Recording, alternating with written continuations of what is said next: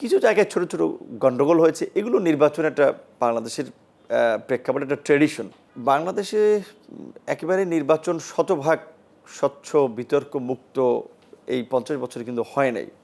তো আমরা একটা স্ট্যান্ডার্ড কোয়ালিটিতে ধরি যে অন্তত 70-80% যদি কাভার করে দেন আমরা এটাকে স্ট্যান্ডার্ড হিসেবে কনসিডার করতে পারি।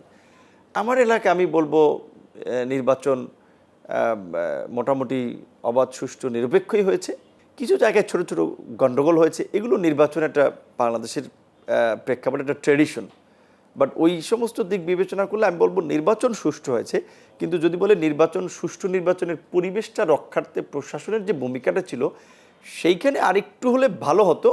কিন্তু তারাও চেষ্টা করেছে এই 5ই আগস্টের পরে গণ অভ্যুত্থান পরবর্তী একটা পরিস্থিতিতে একটা নির্বাচন আয়োজন করা, সেই নির্বাচনকে যেইটুকু হয়েছে এই লেভেলে নিয়ে আসাটাই একটা সরকার দেশের জন্য বড় চ্যালেঞ্জ ছিল। সেই মাত্রা যদি বিবেচনা করি তাহলে বলা চলে শতভাগই সুষ্ঠু।